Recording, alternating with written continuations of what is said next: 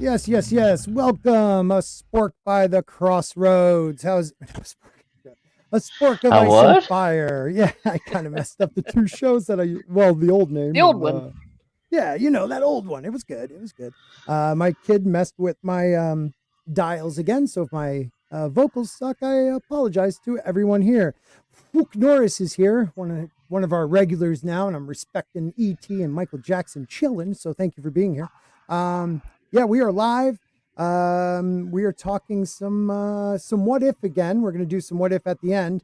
Well, not at the end. After a little jaunt down the George R. R. Martin "Keep Your Mouth Shut" highway, I would say, for a guy who is 12 years late on. I'll give him, maybe after like 2 years of writing. So he is 10 years overdue, in my view. He should have had the book done in like 2 years after the last one came out. So 10 years over the decade, a decade. You think you can just come in and start talking about toxic fandoms when everybody has supported you to the bitter end. But we will talk about that soon. But we have the lovely Miss Martin Muses with us tonight. Hail, how are you? Oh, hello. Well, doing good, doing good. Ready to rage. Rage into the night. Is that how it goes? And I let everybody know last week you had some computer issues. I guess you got that all settled now. Yeah, got a new computer. That's one way to solve it. Woo. That is awesome. I just like using the buttons every once in a while. Sorry about that. No, that's I great. love sound effects. Oh, good. So are you happy with this computer? Oh yeah, it's a lot faster. It's bigger. It has its sound. It's a 2024, so I got state of the art. So it was open box, so that was good because they, took a few $500 off for that. Wow. So yay, it's pretty. Oh wow, that's really good for open box. $500. That's awesome. Yeah, always find an open box. Yeah, that is the way to go. That is if I had the right brand on, that would be a Spork. Well, actually, a Miss Muse fact right there. Thank you for being here. We also have Grant, or I guess it's just G now. I guess he's gotten so big on YouTube, he's just G. What's up, G? Yeah, not much, man. I did my back in with carrying all my subs, so yeah, it's been pretty bad. Yeah, my audio is going to sound terrible because I'm doing it from my bedroom as I did my back in the other day by standing up and then sitting down as you do. Yeah, apparently age is catching up to me, so yeah, don't get old, kids. Yeah, it gets there, man. I'm with you on the age thing. 48 now. My mind believes I'm still in my 20s. My humor's like I'm 10 or 12,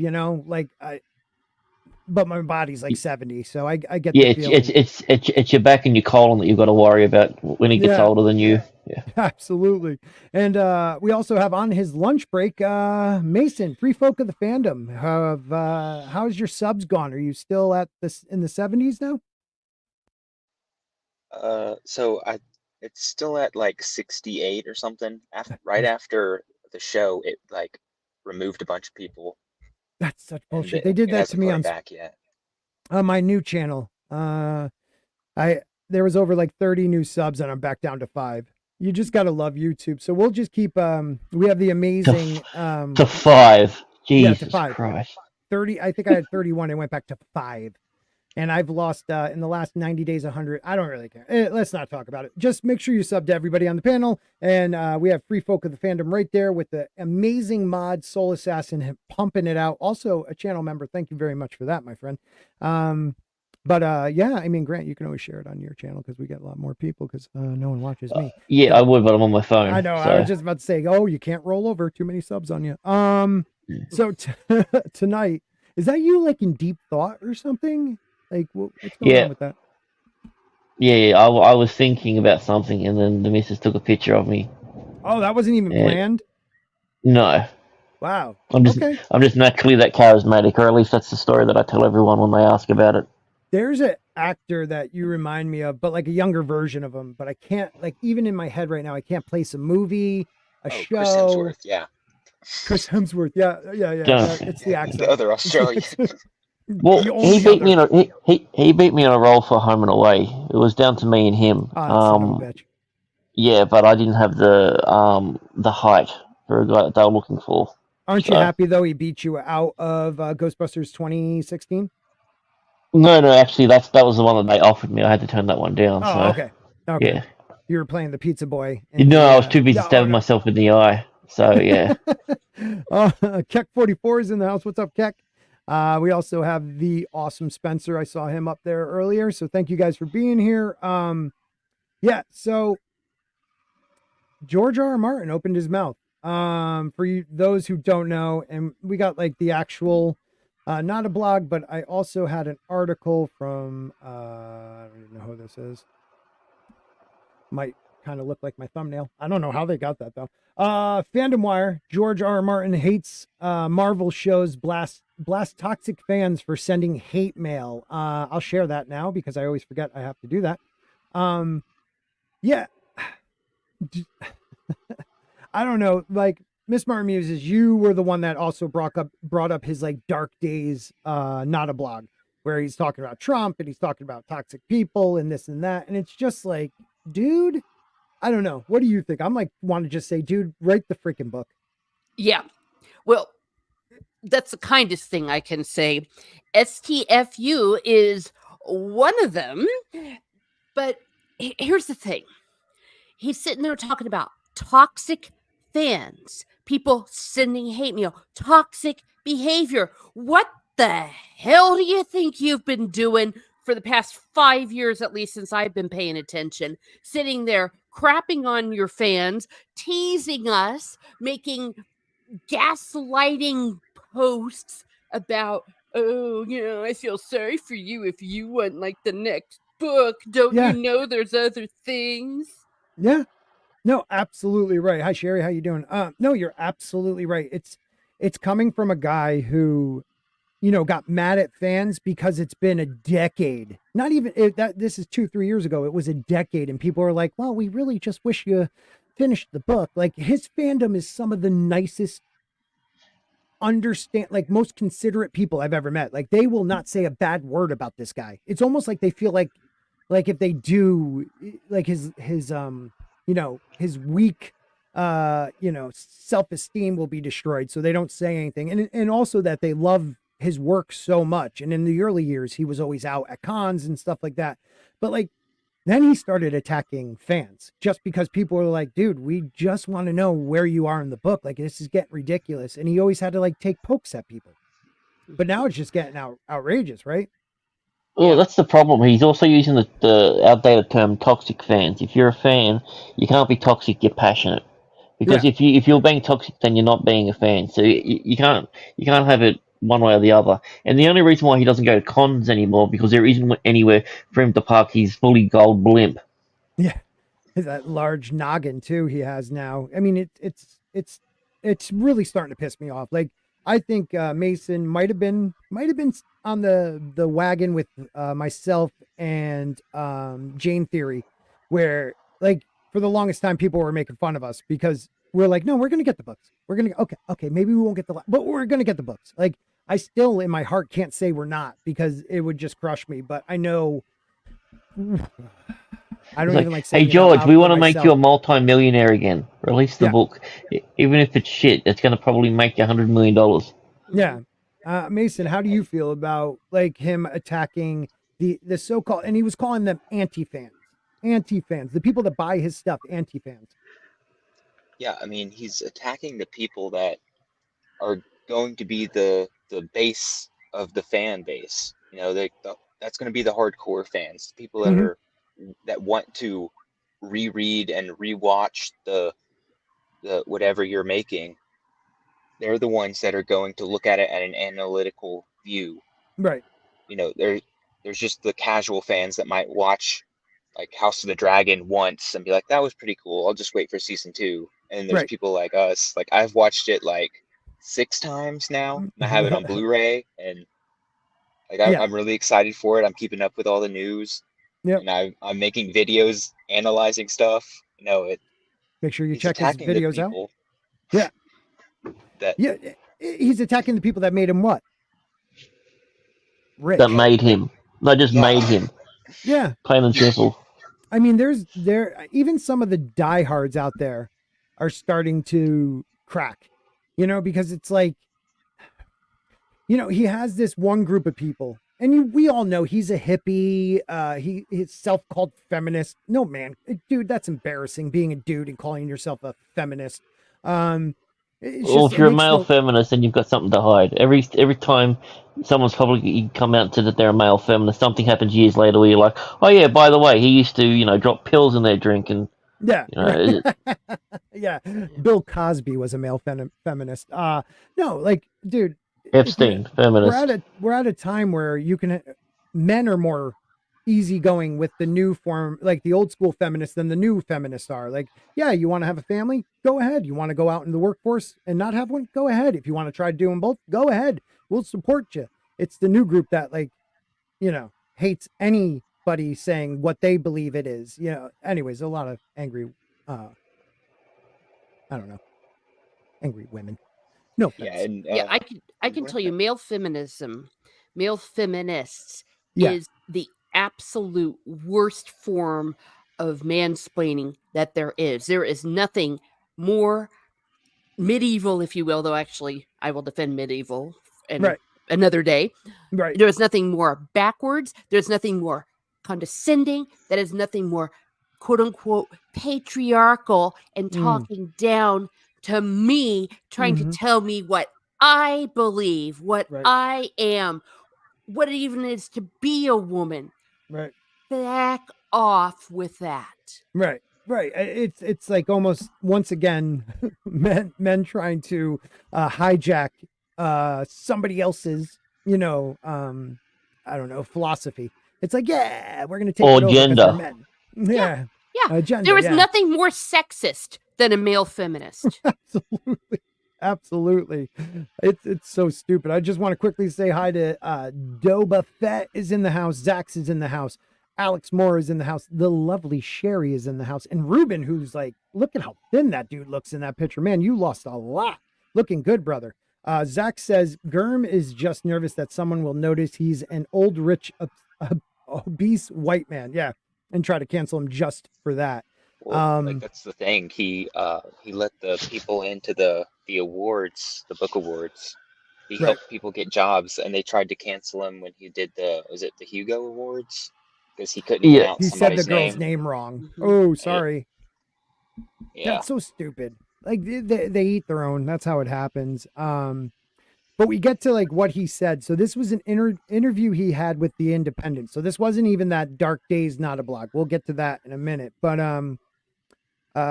he goes, during the interview, Martin expressed serious concerns towards fandom that turns their back on their favorite franchises. He says, I don't understand how people can come to hate so much something that they once loved. If you don't like a show, don't watch it. How has everything become so toxic? He further goes on to say about the Rings of Power, the Lord of the Rings of Power isn't even on yet. But if you follow what's going online, so this was a while ago, the controversy about it is like World War II. They're dropping atomic bombs on each other. And the idea of like, don't watch it, but it's a series you love, but don't watch it if you're going to, if you don't like it. Well, you have to watch it first to realize you don't like it. So I understood the Lord of the Rings, but I didn't because of all this shit we saw before that show even came out. We knew it was going to be garbage. I mean, even you couldn't even support like the aesthetic, the costumes and stuff. They even looked like garbage. And, he's getting to the point in this one where he's like, just don't watch it. Just don't. And who are you to tell anybody that? I don't know. What do you guys think? I think that was the best accent you've ever done. That I could do a George R. R. Martin. You should be happy that you have people that are so enthused with your whatever that they're willing to be angry at it. Because once you get like apathy levels, like people just start walking away, like your brand's tarnished. Like that's what we're seeing happen with Star Wars right now. Right. Like who's excited about Star Wars? It takes a real fan to call out the shit in your work. Someone who doesn't care won't talk about it at all, and someone who's a yes man you'll never get a real answer out of. Right. Well, And one thing that he's very conveniently leaving out about the whole trop, which is what I call the Rings of Power, is that they came out attacking the fans as part of their PR. They came out with both guns blazing. They deceived us. We thought that we were going to be getting the second age, and they were very clever with their thing. And then the trailer came out, and I was like, what the hell is this? This is nothing I've read, nothing I know about the second age. And then they're like, oh yeah, we don't even have the rights to it. And understand, Tolkien is a whole other level of quote unquote fandom. It's even hard to even call it a fandom. It's like scholars. It's almost on the level of the great literature. He was the author of the century. It's not to knock any other fantasy, because I love other fantasy. Right. But this is the quintessential rooting of what fantasy is, what fantasy can be, and you're not just talking about people that are casual fans. Yeah, there's university courses of it. He developed multiple language. He developed tides and cycles and moon phases for this world. Like the depths that he went to create something that is essentially timeless. Right. And then these guys come along and they go, well, you haven't seen what I've seen. How's a rock and a boat the same thing? Like, just... What up, Stig? Hi. Hey, buddy. We're just talking about Mr. George R.R. Martin telling people not to be toxic about, why you have to write hate about things you've seen. Just don't watch it. Talking about Rings of Power and things of that nature. Well, if you don't watch it, you get accused of racism. Yeah, that too. I mean, you're absolutely right. And Teresa, you put it perfectly too. The new propaganda, the new marketing of a lot of these crap shows is let's attack the fans first for either being sexist or racist or both, and then we'll show this crappy series. So when they do attack it, we could say, look, they're sexist and racist. We told you. Did you see Disney trying to do trying to flip it? I guess they've had a lot of actors doing interviews now where they're saying that the fans didn't do anything wrong, blah blah blah. The fans were always nice, and I'm like, what? They're starting to spin a narrative about it. And Daisy Ridley had an interview where she said that, and then some kind of staged conversation with Hayden Christensen and Ewan McGregor, where they were. That was totally organic, that conversation. Yeah, so it's they're trying to win the fans back by cover up the shit they've done for the last 10 years or so. But I hope nobody falls for it. Right. Yeah, they had the Little Mermaid girl and Rachel Zegler have that interview thing.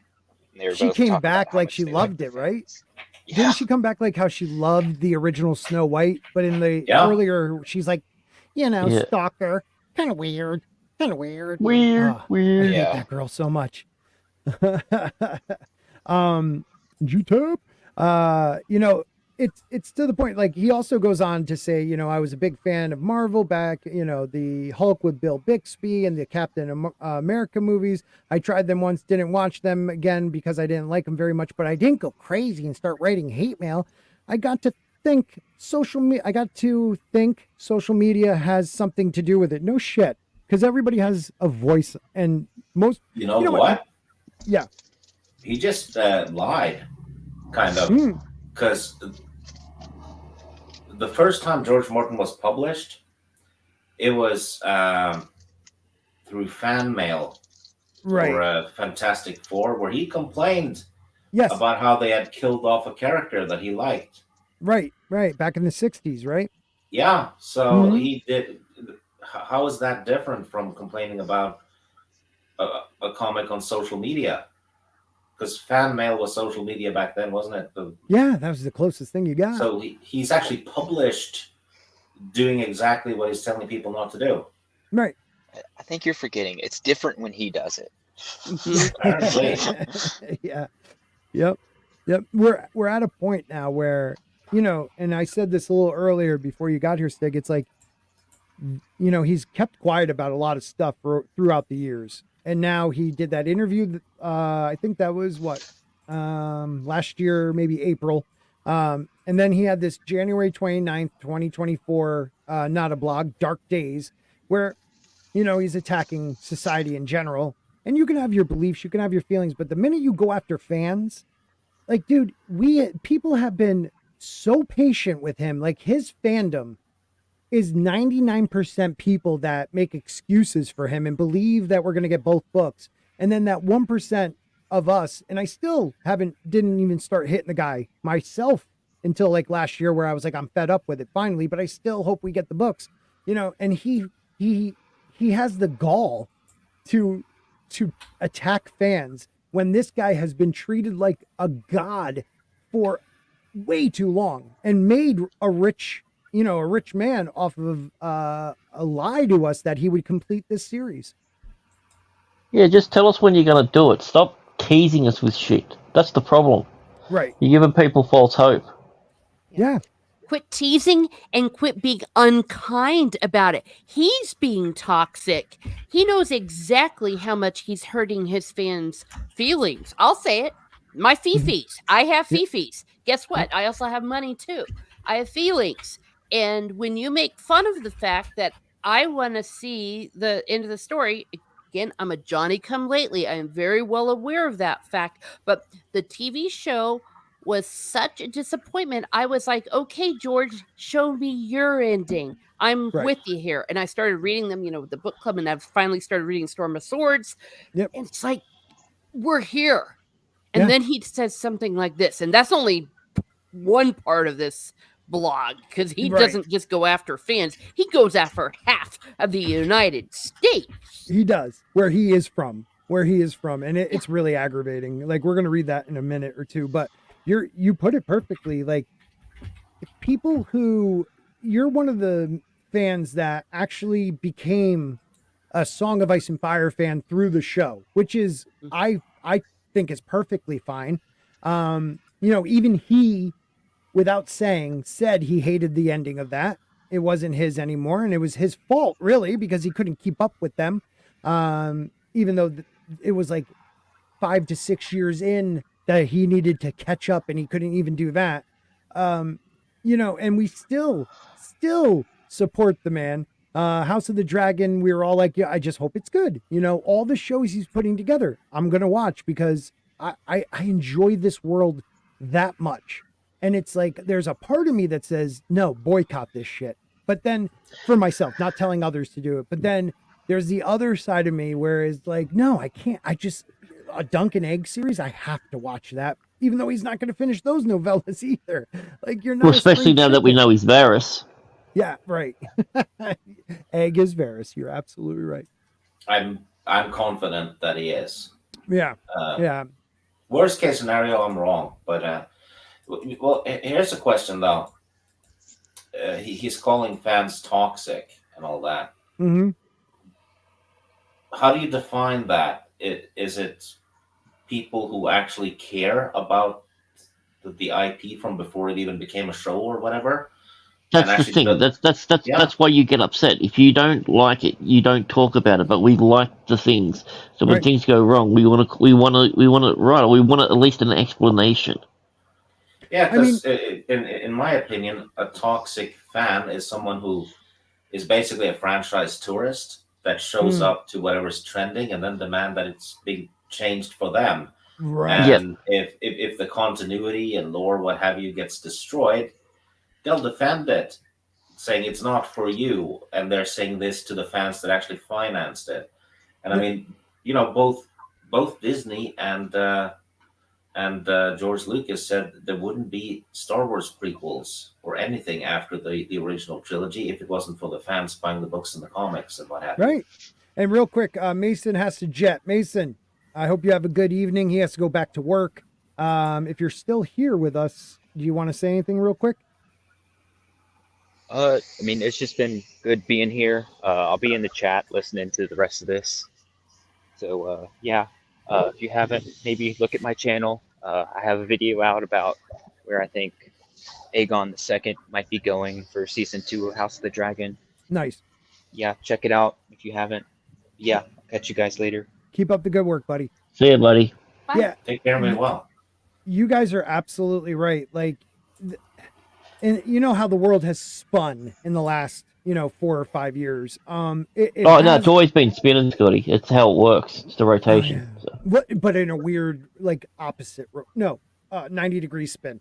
The thing that kills me is this. It's, once again, toxic fans used to be exactly what you said. People that were really just normies that wanted you to bend to their will and change everything. But now it's the fans who have kept it afloat, like the extended universe fans for Star Wars and people like that, where, now they're attacking them because you made a Valerian in House of the Dragon black.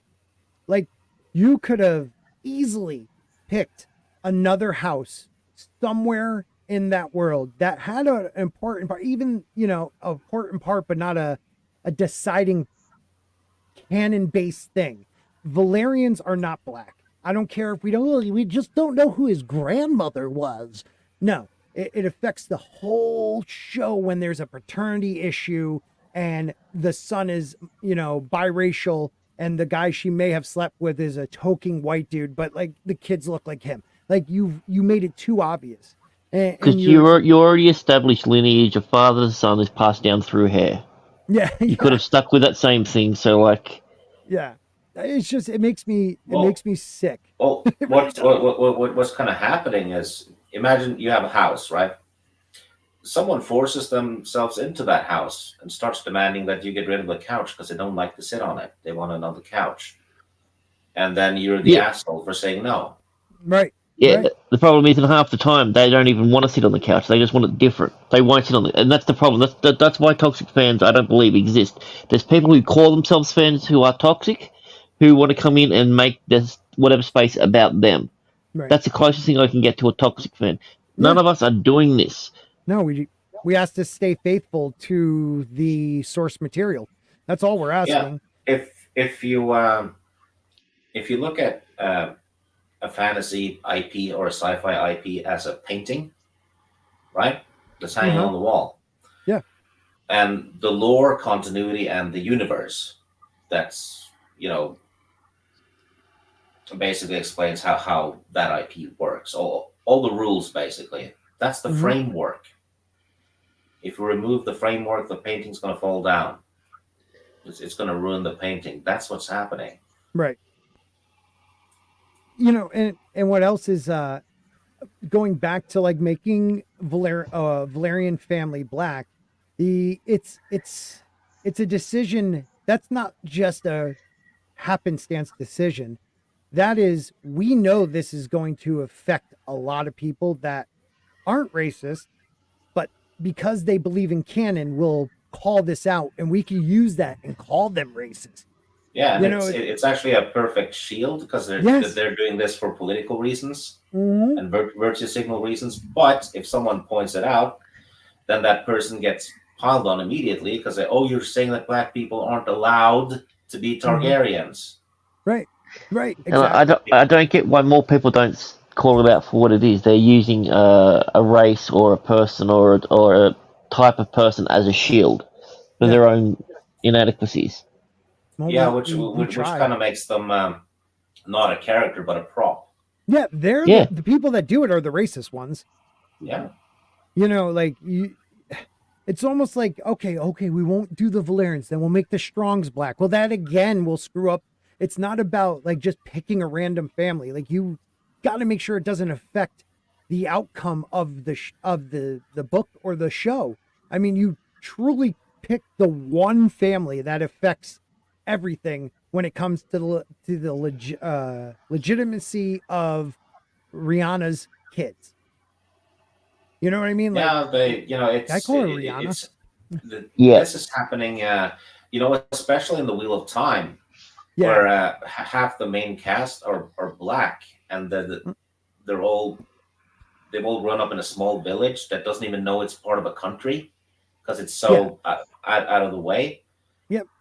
And then everyone knows isolation creates multiculturalism. Yeah, just like so. the Rings of Power hobbits. They're all diverse. Of course they are. and then you have in the books that there's a big deal when they run into black people because they're the sea folk. They're traders and experts at sailing. So they live on the coast in this world. The village where the story starts is dead center in the middle of the continent. Yeah. Right? Yeah. Nobody even knows it's there, really. I mean, like with Tolkien and Martin, they go with the philosophy of this is a medieval story with fantasy aspects. So we're treating it like it is a fantasy world, and they do a brilliant job with it. Like, the Ronar and people from Gondor, they just look a little different. Like one more Viking than the other because there are separate groups that grew up and were more, as medieval would be, isolated cities and villages. And the worst case on Rings of Power are the hobbits. I mean, they don't get seen by anyone usually, but yet you have every color of the rainbow. It's like, and they're Irish. They're Irish. Yeah. And also, you ever heard of Black Irish? And also, they're there when hobbits didn't even fucking exist. Well, right. Technically, they're not hobbits; they're Harfoots. So that's not exactly. That makes it okay. With the Istari, who aren't even supposed to be there until after the whole thing is over. They don't come till the Third Age, 1,000 years into the Third Age. It's kind of like doing a TV show based on the American Revolution. Yeah. Right. And then you show how the pyramids were built. Yeah. Exactly. Yeah. My favorite part of that was when Pearl Harbor was bombed during that conflict. It's like it doesn't make any sense. It's like John Adams played by Jackie Chan. That'll be perfect. Perfect.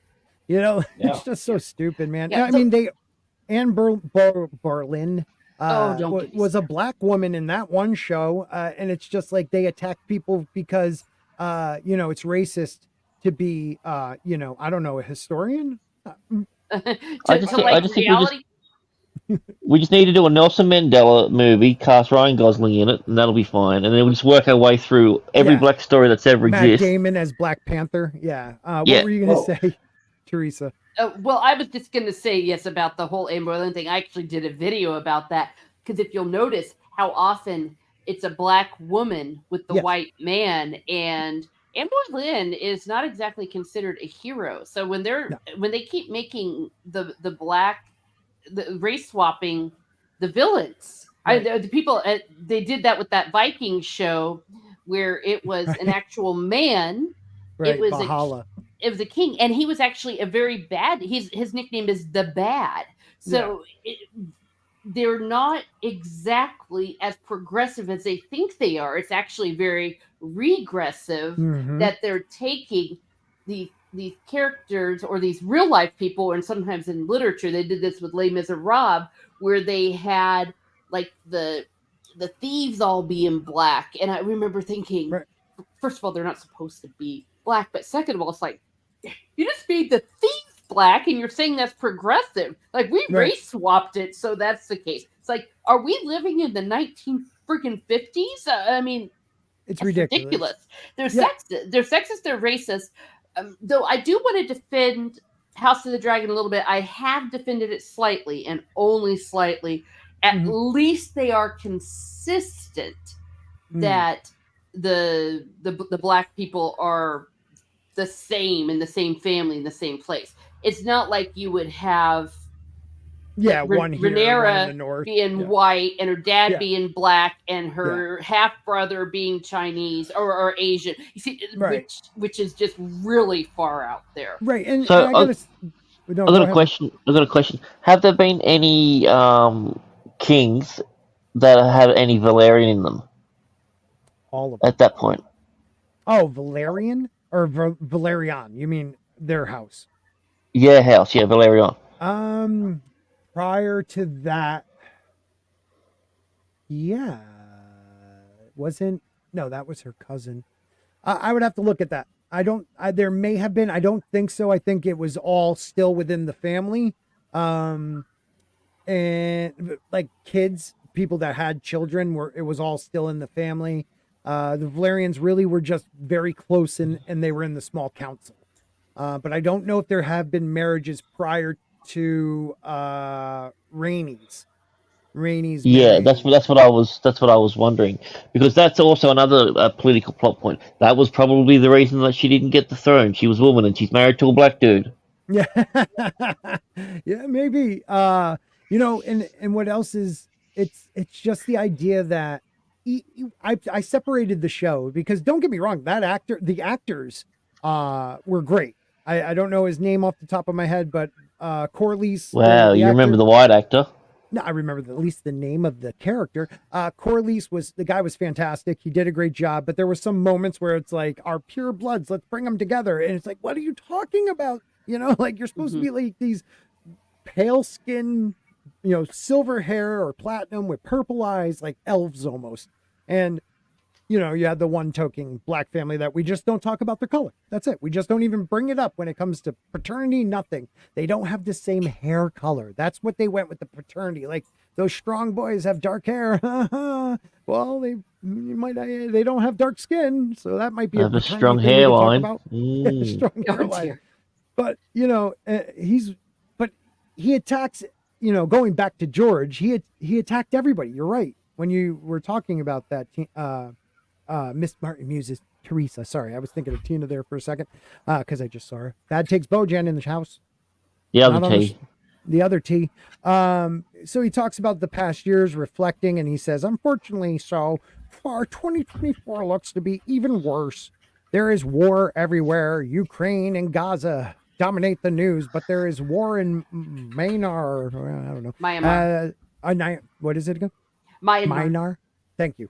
As well that our Western media just ignores. Things are heating up in Yemen and the Red Sea. North Korea has nukes and is testing missiles and rattling sabers. Venezuela is threatening to annex 3/4 of neighboring Ghana. Ghana? Yeah, Ghana? Yeah, that's right. Oh. Ghana. And it's all Trump's fault. It's all Trump. It's our fault.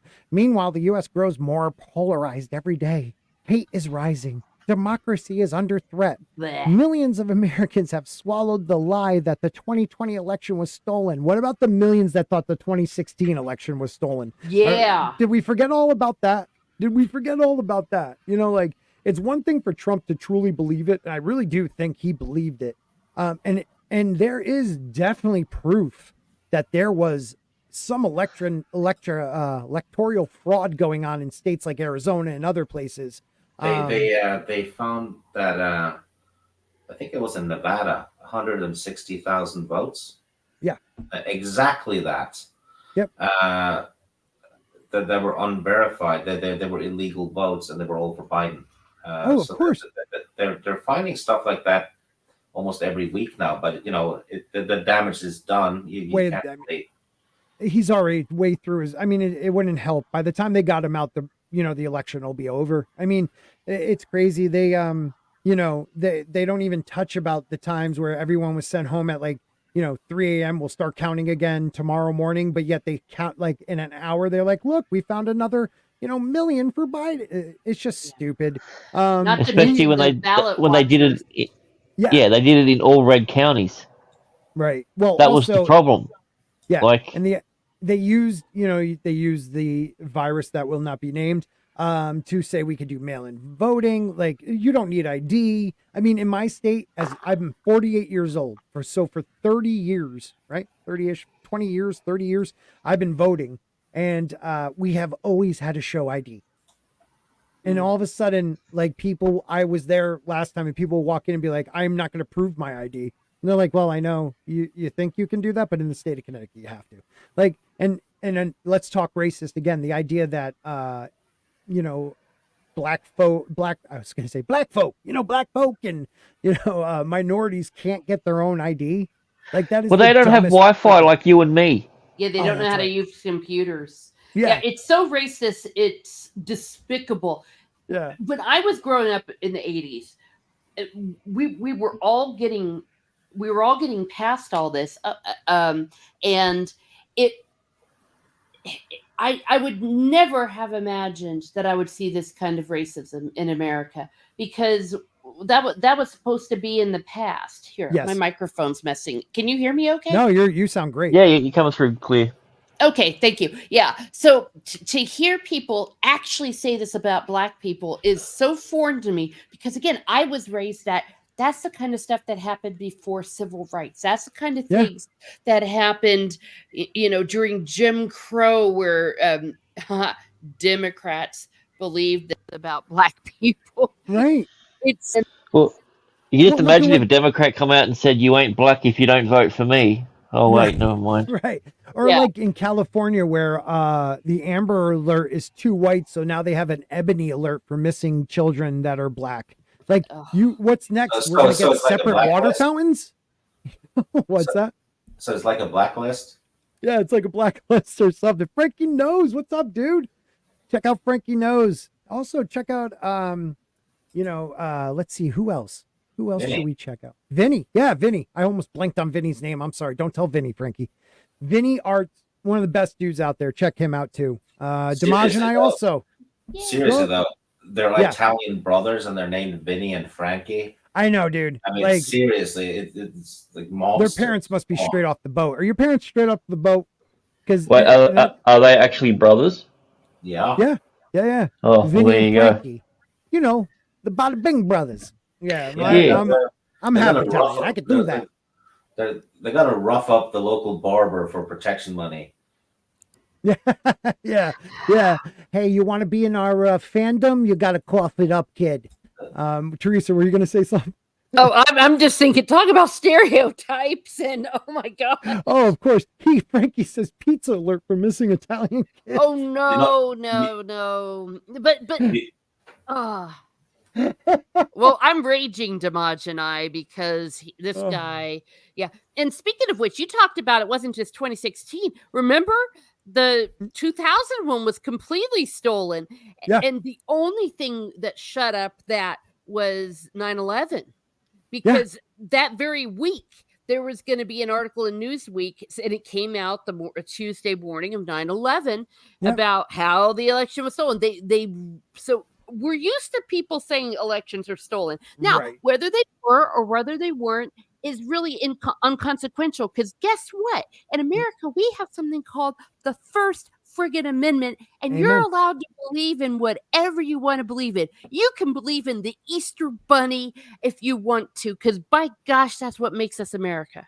Unless you're on YouTube, then you can't believe in the Easter Bunny. No, not on YouTube. They might shut you down, because free speech here is just not allowed from an American company. No, you're absolutely right. Like, the kids are being raised today to believe that this country is like horrible. Like, I'm sorry, this is the greatest, no offense to any other country, but as a world power, we're probably we're the best. I mean, we're better than the Romans. We don't throw you into coliseums and have people fight to the death and fight animals, and no matter how much I request the government to do it, they still don't listen to me. Actually, I would be for the return of dueling. Who was it that was saying that maybe we need to bring back dueling? Oh, that's always Stephen Walton has been talking about that for like 4 years. We have to bring back dueling, and you know what? I agree. I've said it quite a few times too. You would think twice about talking shit on someone if they can take 10 paces and shoot at you. You know what I mean? Like, sorry, Andrew Jackson style, get shot and go finish a speech or something like that. But that wasn't from a duel. We've gotten really weak. He was in like 4 or 5 duels. But I'm saying when he finished his speech, that was an assassination attempt, wasn't it? Yeah, I think you're right, actually. Yeah, my bad. Sorry, he got shot too many times for me to remember. Stig, what were you gonna say? Yeah, I was gonna say, since I'm on an island on the coast of Norway, I only get to see other cultures on TV, like Italian Americans and what have you. So I only see the stereotypes, don't I? Yeah. Which means I'm allowed to stereotype everyone I want to. You have to, right? Yeah. Well, either Italians from New York or Texas. Yeah, it's not my fault they look like that in movies. Yeah. Literally, Americans in movies either look like they're from New York or Boston, either like a Irish or Italian accent, a surfer from California, or like everybody in the South is a Texan. Yeah, or an inbred hillbilly. That's the thing. Yeah. You done fornicate my dog. Squeal like a pig. Hey, before you laugh, those are my people there. So I was going to say, I've got some cousins like that. You know what? I can hear it now. Yeah. So let's go on with what Mr. Martin said. Newspeak has taken over political discourse. Cancel culture is destroying lives and careers, and we have a disgraced, indicted, right? Indicted. I can't. Yeah, thank you. Venomous ex-president. He's not an ex, he's a president, a former president, winning primaries despite openly declaring that he will be a dictator on day one and will govern on a platform of retribution when he is not busy grabbing women by the pussy. I don't think that's his platform, you idiot. Like, I love how now the grab the pussy thing was a joke. Yeah, two dudes just joking around. Yeah. And also on that he said they let you. Yeah, it wasn't forceful. Yeah. And who was it that started the cancel culture? Their people.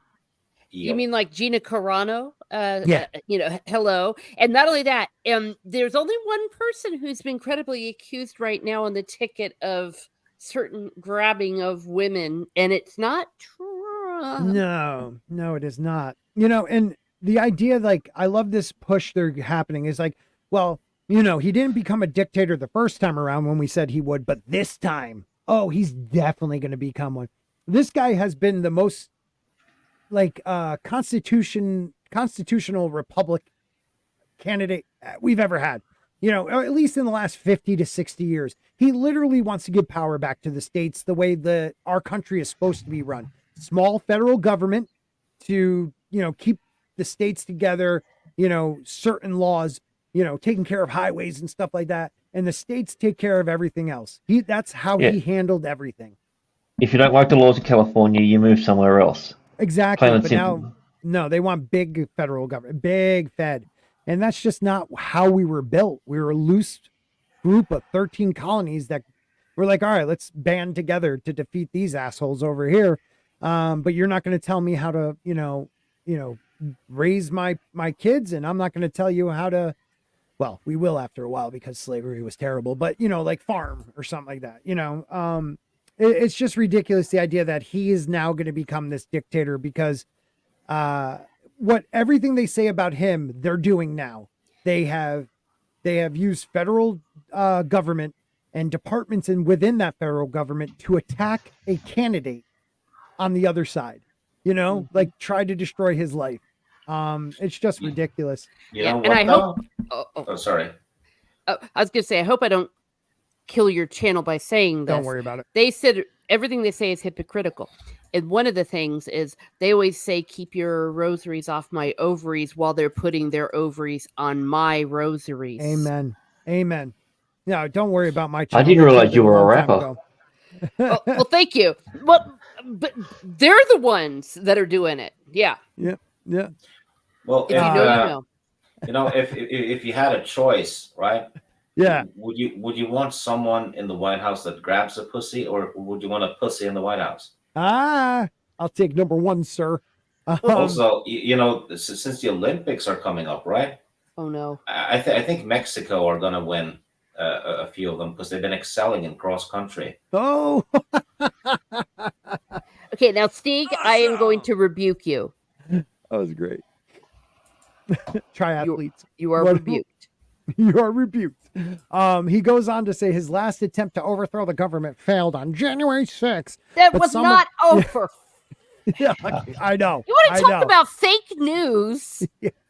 Dude, did you see the thing that came out 2 days ago? They've released the full video and how the coppers were opening the doors for the shaman fella and pointing him where to go. Oh no, dude, those have been out for a while. They just been the whole thing. You've got the exact. Yeah. You can trace him every single spot that he went. Yep, he was actually escorted everywhere. They were scared. I love this part. By some of his more ardent supporters are now saying that next time they'll bring more guns. There was no freaking guns in the crowd except for the cops. There are actually folks out there wanting civil war. They're called Democrats. It is hard to escape the feeling that we are living in the Weimar Republic. Oh my yes, God! He went there. He's dude. This is a guy who writes fantasy novels and can't even do that, but yet he has the time to now attack everybody. Well, it shows one thing: he's only good at writing fiction. Yeah, he's good at it, isn't he? Oh man, what were you gonna say, Stig? Oh, I said he's writing fantasy right now. Mm-hmm. Oh, well. This is my part I can't stand. I am famous and I am wealthy, and supposedly I have a big platform, whatever that is. But I have grown more and more cynical about this supposed power that people keep telling me I have. Has anything I have ever written here ever changed a single mind, a single vote? I see no evidence of that. The era of rational discourse seems to have ended. Question: If he has if he has no influence on anyone with this stuff, what the fuck's why is he complaining now? Yeah. Well, this is what kills me too. It's the idea that like discourse is just done. Like you're an idiot, dude. You're an idiot to think that like social media is maybe like 3% of the population, and the majority of social media is the wackadoos. Like a lot of us are kind of in the middle, middle to leaning one way or the other. And then you have like the severe on both sides. And those are the loudest voices on social media. And the idea that you really get your news from that. I mean, the January 6th and guns and, the idea that we can't even have discourse anymore. That is ridiculous. Like I have friends that literally fell down this path during the vid, like told me I was on the wrong side of history because I didn't want to, vaccinate my kids. And where are they now 2 years later? But I've also have other friends that we don't agree on shit when it comes to politics, but they're my friend. And I know they're good people. They just have a different belief and they're stupid. That's okay. That's literally how it was during election time. You're like, oh, don't go down near, old Cranky's place down the road because he's let's just say he's a Republican and we're all Democrats equivalent. You're like, yeah, don't go down near him because he's gonna start going on a rant. But the next week after it was all said and done, he was over at our place having a barbecue with us, talking like normal people because we were all friends and part of the same community. It wasn't our identity. Everyone's searching for the next thing to make their identity, whether it's their sex, their race, anything, their political party. I just don't get it. Yeah. They hate tribalism, yet that's exactly what they're doing. They're searching for it, and they're trying to find any team to belong to. Well, it's done deliberately. They've split everyone on every issue now. So it's a distraction. Yeah, and there's definitely I don't care what people think. There is definitely groups from China, from Russia that are putting out like the fight on both sides just to, because you can only destroy America from inside. Democracy has to fall apart from within. Yeah, that's what happened with Rome. Yes, and mass immigration was a big thing as well. Yeah, it's divide and conquer, isn't it? Yes, it is. Divide everyone on everything. Just want to scream shout out to Adega Outlaw. I haven't seen you in a while, brother. Good to see you. Got to have you on a show. Sam, you're always welcome. You're in the DM. Sam is here, and Jen, who I love seeing around again. Jen, good to see you. And we have Monkey Jeebus also in the house. And Monkey, I had one up before that he said that I really agree with, that he's feeling his mortality coming, he's coming to the end. Oh, here it is. He says he has wasted an entire generation not finishing his book. Now he's feeling his mortality. Maybe watch your diet. Yeah, it's just ridiculous, man. I just want to go on and finish this because he's an idiot. And death is everywhere. This is really what it was all about. Friends have passed away. I understand that. From my wild card team, other people have passed away. They're all getting old. I look around and it seems as though my entire generation of San Francisco and fantasy writers is gone or going. Only a handful of us remain. And for how long, I wonder. I know I've forgotten people in this list above, and maybe that is the destiny that awaits all of us, to be forgotten. Just get off your high horse. For that matter, the entire human race may be forgotten if climate change does not get us, or war will. Too many countries have nukes. They've had nukes for freaking almost a century now, dude. Like 80 years. Come on. Like we've had guess who let them get nukes? That was the Democrats. Yes, it was. He goes on to sigh a little bit. Then he says, well, I'll take solace where I can, and chocolate thrones if nowhere else. And someone sent him a chocolate throne. In books. Yeah, write them. In films and television shows, though even there, toxicity is growing. Oh, yeah, here it is. It used to be fun talking about our favorite books and films and having spirited debates with fans who saw things different. But somehow, in this age of social media, it is no longer enough to say, I did not like book X or film Y, and here's why. Now social media is ruled by anti-fans who would rather talk about the stuff they hate than the stuff they love, and delight in dancing on the graves of anyone whose films are flopped. You know why? It's because the stuff they loved is being changed in a way that makes them hate it. Amen. Really, it's that simple. Amen. No, it's probably climate change. Nobody bashed the new Top Gun movie or the new Ghostbusters movie. No, they were done respectfully. And Cobra Kai, Ash versus Evil Dead, all of those stuff. Mario material. Reacher. Yeah, Mario. Yep. Jinx. Yeah. Yeah. Yeah, Reacher and the new Conan comics that are coming out with Titan. Everyone's just eating them up. Yep. And they forget about that stuff.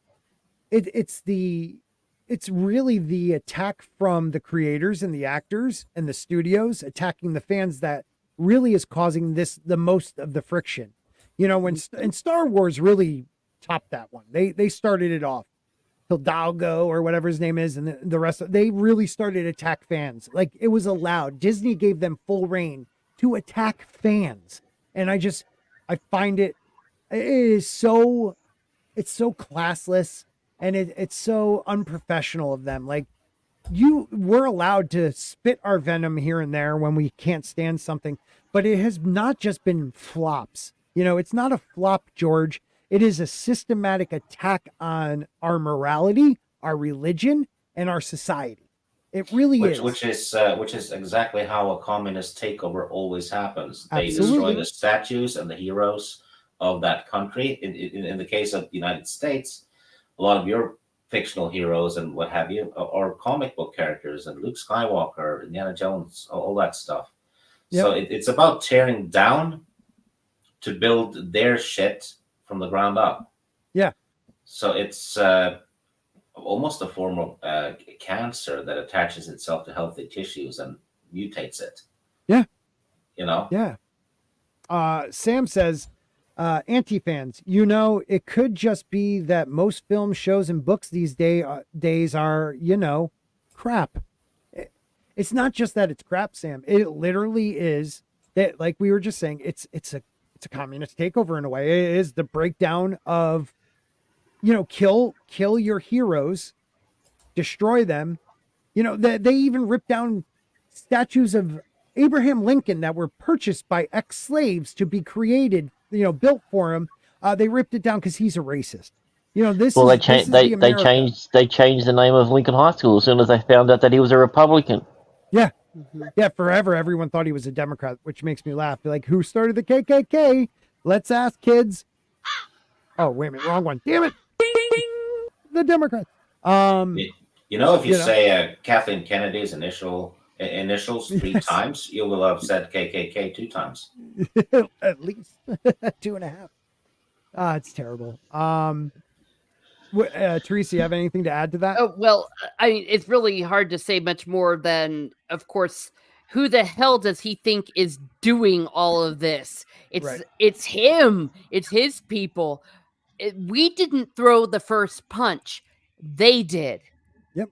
And you can only punch people in the face so many times before you're going to turn around and defend yourself. Maybe not even fight back, not punch back, but just put up your hands as a shield and say, quit hitting me. Yeah. And just the fact that here's the thing about spirited debates and all that. We're the ones that wanted those spirited debates, and you guys are the ones that went psycho and doxing and whatever you call it. What do they call it?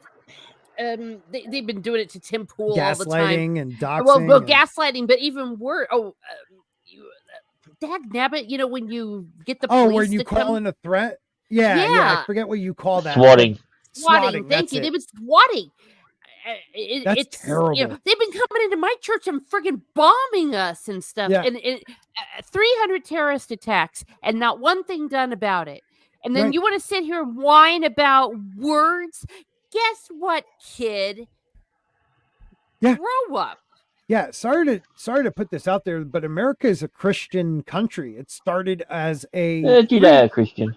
Well, it's a free society, and you can believe whatever you want to believe. But when you start there's one religion in our country you can't do what you talk about. There's only one, and I'm not going to say who it is, but it ain't the Jews and it ain't the Christians. You just can't go after the other. These damn Mormons. Those Mormons suck. No, but there's only one group of people that it's okay to do whatever you want to smear, to lie, to destroy. Yeah. It's come to a place where they tried to make you feel bad for who you are. It's almost like it's racism. Well, it's racism. It's the very definition of toxic. Yeah. And then when you've got things like Angel Studios, what they're putting out. They were like the devil with hold.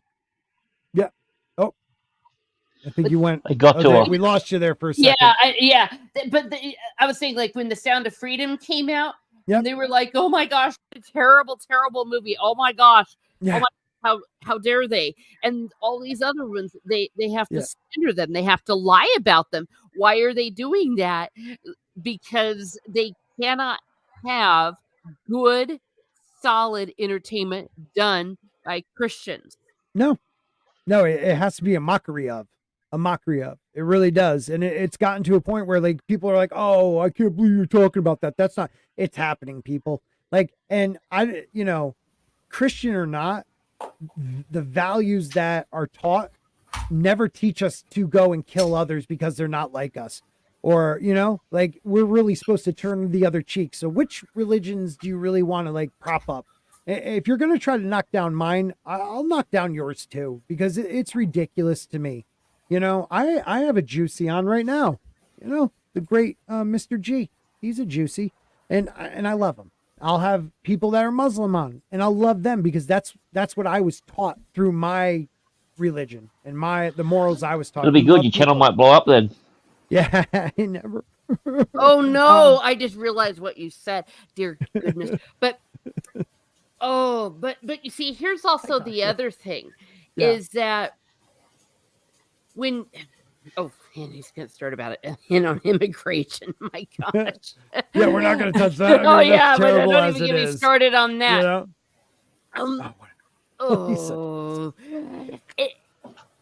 He's doing everything but talking about his story. Yep. You know what? Guess who loves your story? Your story does not get as popular as this, even the TV show Game of Thrones, unless it appealed to everybody. Yep. Everybody. You know what I find you have any black fans he has by writing a story that's predominantly white, or even female fans when it's very male dominant and patriarchal. There are parts where there are powerful women, but for the most part, like people think it's this patriarchal. I was just going to get to that. Like the idea, he started talking out against fans and against half of his fans when the Hugo Awards thing happened, and then they started coming after to cancel him about the abuse of women in his books. But it's a medieval based fantasy, it's a medieval type of world, and that's going to women for the most part did not have power, and he's just mirroring medieval Europe. Now, on the other hand, he makes one of the most powerful people in the book a woman, with her dragons. And there's Melisandre, and other women using different skills. Arya, I mean, in the books is becoming powerful. Even Sansa most likely will become a player in the game. I hope not. Well, no, because I believe he wanted to make a feminist book. And I'm okay with it if it's done in a way where I understand how we got there. But, he wants women to be powerful in a world where they're not supposed to be. And I'm fine with that. But they tried to cancel him for what Dan and Dave did to Sansa on the show. Now, even in the book, it's worse to Jane Poole. I mean, we all know Jane Poole got it way worse. So he started speaking out against because he didn't want to get canceled. And I really think that was one of the reasons. It's sad that he is doing exactly what Teresa said. He's turning it on everybody else. Like, here we go. Don't get me started on immigration. We are a nation of immigrants, legal immigrants, that is. Yet millions of us have now decided we hate immigrants. That's also gaslight. Wait, did he say we hate immigrants? So he's saying that he does as well by that statement. No, he's saying millions of us, meaning Americans, not him, of course. It's just he is, yes, gaslighting. He has taken something that is very nuanced and made it black or white. Either you want immigrants or you don't. Well, I don't want military age men coming into my country with no documentation and going where we don't know. I mean, you all saw the video of the Al-Qaeda leader that was walking over the border, and he literally went to a news reporter, you will know who I am. And when they did facial recognition or whatever you do, the news found out he was a high-ranking Al-Qaeda member. Like, this has been happening for years now. These, not just cartel, but we have military-age, Middle Eastern and Afghanistan men coming in through the border, and they're not being stopped. It's terrifying as an American. So to say that I don't want immigrants where everyone's families are immigrants, is the dumbest freaking thing you can say. I mean, most people I know are either who doesn't want immigrants more, who doesn't want immigrants more than anyone else? Legal immigrants. They're the ones who hate it because they know what it took to get through. Yep. Well, and it's also gaslighting or disingenuous to say, or straw man, that's it, to say we hate immigrants. You know what? Nobody I know hates immigrants. And a lot of the people, the genuine people that are coming in, that they're desperate, they're being let in. They're being told they can come in. Right. And if I was from one of those nations, okay, hey, they're saying we can come in. All right. Yeah. No one hates the immigrants. It's not. It's a total straw man. It's a new, yeah. It's like you said. It's like we want documentation. We want to make sure that terrorists aren't coming in. Right. And we want it regulated, and that's the way it has always been. That's the whole Ellis Island thing. Yes. You had to go through Ellis Island, and they would turn you back and put you on a ship back if you didn't have the right paperwork. Or or certain illnesses or quarantines. They'll quarantine you. My grandfather, I believe, was quarantined for 4 months. Mm-hmm. It's just this idea that we don't. Again, you're right. It's a straw man, and it's actually, it's belittling the people that work. My wife's, he's like a brother, first cousin, but like a brother. They grew up very close. His wife is Peruvian, and she did all the necessary things and was sworn in as an American citizen. And you know how much pride she has to be an American because she went through that. She knows more probably history than most high school kids when it comes to the American journey. And it's belittling the work like that she put in and devaluing the idea that, yes, we will take the poor.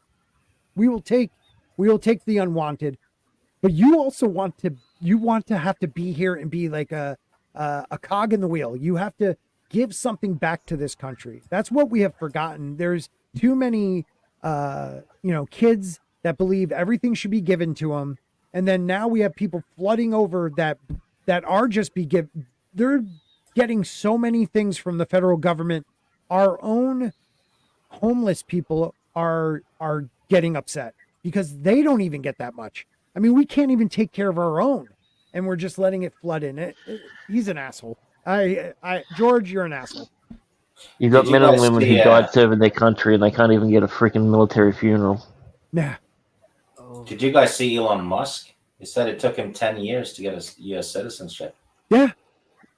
Yeah. I mean, and look what he has done. He's produced. He has definitely produced.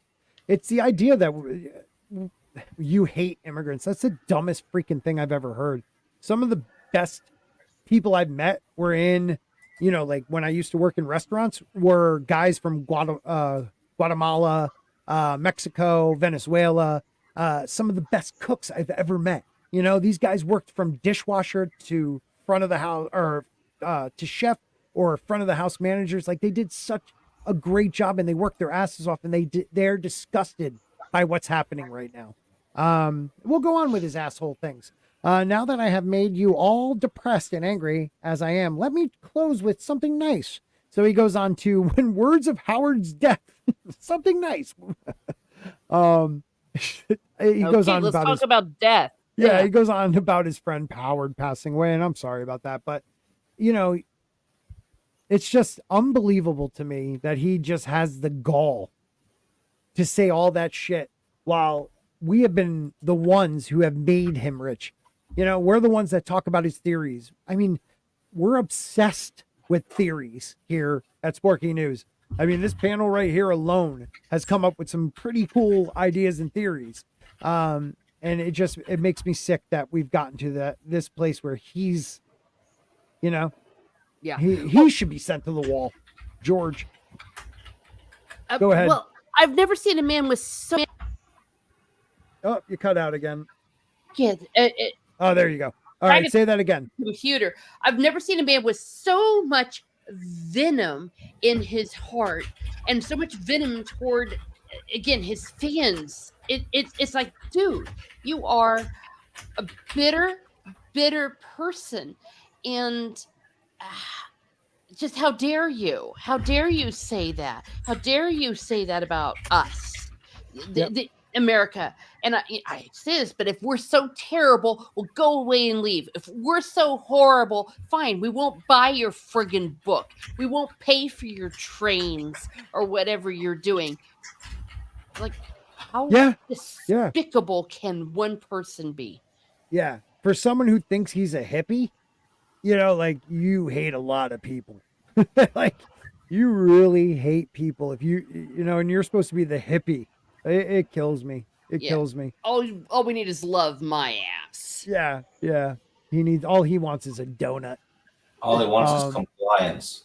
Compliance. Yes. Good way of putting it, man. That is the absolute truth. Let's see. We were gonna do a what if, because I just can't talk about him right now. And man, you came up with quite a few what ifs. Now, are those all videos you're making? Grant? Going to be, yeah. Wow, that's insane. But I need a lot of help with them because I've been using that website that shows you where people were and everything, but it's really hard to try and get in the minds of another person, unlike how George can just say things about half a country. I can't do it with fictional characters. Yeah. So these are ones that I've proposed that we can potentially talk about, and maybe if I can get a couple of videos out of it, it'd be cool. Yeah, man, definitely. I like and Stig proposed it in there too. The one you have is, what if Stannis Baratheon had won the Battle of the Blackwater? I didn't propose that. No, you said that was a great idea. No, that was yeah. That was Teresa, me. How dare you? Yeah. He's ignoring the woman. Forget it. It was a woman. Let's move on. It didn't. Well, the red woman speaks for me. Well, of course. The rose. He knows. Yeah, he does. I do think that is a cool one. I thought about it after I saw that, and I was like, wow, let's think, what would have happened if Stannis won? It would change the outcome of a lot of things. So what were you guys thinking? Well, my first thought was that little shit Joffrey would have met his maker. Yep. would you think he would have killed them all? Yeah. Well, all the kids, right? Because they were bastards. Yeah. He would. This Stannis is would have Stannis we're killed. talking about. Stannis would have. This is in the throes of war. I believe that Stannis would have killed, all the kids, and then he would have gone and searched for the bust because he's aware that there are bastards. Yeah. Yeah. Well, definitely Cersei. Though, would Cersei have gone ahead and killed herself, though? That would have taken care of that.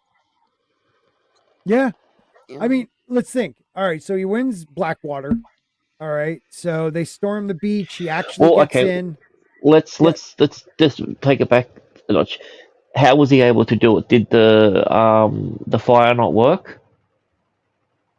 Wait a minute. Oh no, let's just say okay. You would have to think about that. Like, did they not have time enough to find or make enough, or was the arrow not shot in time or too early? Or you would have to figure that one out too, because the win in that, how they pretty much won it. But even the explosion of the wildfire in Blackwater Bay, it did burn a lot of boats, but they still were able to reach the walls. They still reached the shore, and they still landed. Right. So it wasn't until Tywin came up the coastline with what's his name wearing Renly's armor, Lawrence wearing Renly's armor, that freaked out a lot of Stannis's men. So you could still have the Blackwater blow up, but somehow either Tywin and them get caught, or they're too late, or Stannis has some preparation for defending the back of them, which would have been smart. So you would really have to figure out how he won it if the battle went the same way. What did he do different that would change it? Noticing the chain and not going past it could be one, because they also get trapped in the Blackwater. God, that's a tough one, man, because it really is kind of the major thing was the fire, and having Tywin come up from behind. So one of those two things couldn't happen, or had to be able to overcome it. Yeah. Yeah, so if they noticed the chains and all that sort of stuff, and they were aware of that, and they camped outside of that area, how would they have been able to proceed? They would have had to march on land up the coast, and they would have had to be in like a longer, smaller unit walking up the shoreline. So then they could be picked off a little bit easier from the front. But still, if your men disembarked instead of getting blown up, I think you have a better chance, once again, of making it to the walls with your ladders, and leaving a battalion or two in the back waiting, keeping an eye on reinforcements. Like so many of his men died, he just had to throw everybody at the wall. If they didn't die from that. Seeing everyone blow up also put them in a state of absolute terror and fear, so they weren't able to think strategically, or it wasn't a normal battle after that. Right. And then also Sandor, if it didn't blow up because they didn't trick them into coming far enough into the bay, Sandor Clegane wouldn't have run off. So then he wouldn't have met with Sansa and tried to take her with him. So like his whole story after that would still be with either killed, probably killed when they were taken over. So he would have been dead right there. Same for Tyrion. Yeah, Tyrion would have been killed. Cersei would have taken the poison and given it to Tommen. The daughter was there, right? She wasn't. No, or did she leave for Marine Dorne. She's already in Dorne. So she's the only one still safe. Because that actually happened in Game of Thrones, I think. No, it was the second book. Was the second book? Okay. Yeah. No, wait a minute. It might have been the end of game. I think you might. No, because it was after Ned gets murdered, and then the battle. Yeah, so that was in the second. It was after. Yeah. Yeah. Let's see. We have Edmure Tully to not attack Tywin, drawing Lannister forces further west and not able to return in time. Just have Edmure Tully, meaning to attack Tywin. Yeah, not attacking Tywin would, because that would draw them west, wouldn't it? Yeah. So let's say they do. Okay, they disembark. They saw the chains. They disembark, and they're coming up the coastline. And let's even say he sets off the fire just for shock value because he already put it in the water. Why not? So Sandor does leave. But with this, his full army marching, Tywin could come up and take out quite a few on horseback. But I think somewhere along the line, shield wall would have happened. You know, guys would have been turning around with spears. I think they could have either at least slowed them down enough to have Stannis and a large group of guys get over the walls and start just killing people. So then what happens after that? You know, Stannis is now the rightful king. All right, so what does Robb Stark everyone lives happily ever after? Yeah, I was gonna say, and well, he would probably his mother would kill make him back down, right? Well, what's her name? Maybe like arrange for her to be poisoned, the girl and Dorne. I guess. Well, how about the Red Lady though? I mean, I was just thinking about that. Yeah. So she would be a big part. Well, yeah. Would they get rid? Would they kill everybody in the faith? Like, because I mean, you got the grand. What is that one? The religious church. The Sparrow. No. This is before the Sparrow. But it's what do they call it? The Septim thing, or is it the Grand Sept? I think so. Stannis wouldn't use poison. No, he wouldn't. And no, he would want to do an execution, right? Yeah, he'd kill Varys and Littlefinger too, because he has. Thanks, Ricky. Because I think he said that even in the book that he's going to clean out the corruption on the small council and all the deviants and stuff. So there would be no rainbow flags in King's Landing under his rule. Right. Let's not forget. Yeah. Right. Let's not forget. You know, Stannis was. You know, Stannis was the iron of the family. So you know he wouldn't bend. He would just break. So he's the type. He doesn't bend. He is by the letter of the law.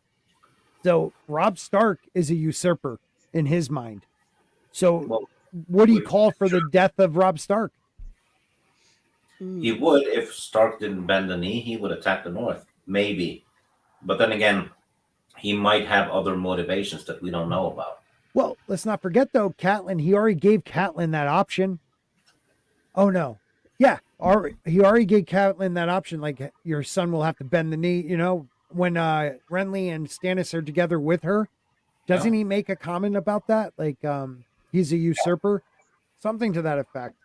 But he would have to, you're right, bend the knee. Like, and I think he would. Yeah. I think he would. Oh, yeah, Rob? Yeah. Yeah, I think he would. Yes, this is Baratheon, and in the family, they would have considered the Baratheons legit because of Robert Baratheon. Absolutely. And I mean, Ned was killed because of it. You know. Also, because Stannis would have avenged Ned. Yes. Solved the whole conflict for Robb Stark, really. Yep. Ooh. Sansa would be able to go home. Yeah. So she wouldn't have had to go through all this stuff she went through. Stannis wouldn't harm Sansa. No. No, he does. He's just his daughter of the law. His daughter would stay alive. Well, she's still alive in the books, right? Oh yeah, true. That was a TV thing. That was the show. Yep. Yeah. But would Melisandre gain so much power? Because he wins the Blackwater. He doesn't have to go on with it. You know, like it gets even worse when he's at the wall with her. Like or does she actually get more powerful? Like that's what I was trying to say before. Does she bring an end to the faith, or does she? Well, actually, I think she would. I mean, Fire Witch with access to wildfire. Yeah. and think about what she did. She would burn the crap out of all the religious buildings in King's Landing. Yeah, she burned all the statues of the. She burned those statues of the seven before they left Storm's End. You know, like, so I think the religion, like, so that religious base would probably rise up against Stannis if he allows that. Yeah. So and how much more would he be? Yeah, how much would he be emboldened now, knowing that all the prophecies are coming true about him? Yeah, he would believe he's Azor Ahai. Yeah. Now, I'm still in this book and trying to get to know Stannis because I was tainted by the TV show. Would Stannis say, "Feck this, I got the throne, yay me," and get rid of Melisandre, get rid of all of that, and say, "Oh, never mind, I'm going to go, screw it. We don't need that. It's not popular." I think I don't think so, because he's actually loyal. I think after when she called his win, you know what I mean? So yeah. But he didn't see, the big thing was she said he lost the battle because he would not bring her with him. So when I forgot all about this, the Blackwater, he would not bring her. Yeah. So she was back at Storm's End when he attacked King's Landing. And that was one of the reasons she said he didn't win, because he left her behind. Yeah, she so if would he have been won able to do without something. her. Yeah, so if he won without her, would he be like, "Oh, maybe she's not so accurate"? Well, no, that's you make a massive point. Like, he really believed he didn't need her no, you don't. I don't need you on the battlefield. Like, so if he was able to win without her there, I think he would have been less likely, because when he does lose, he just falls for it and allows her to do whatever she wants after that. He believes.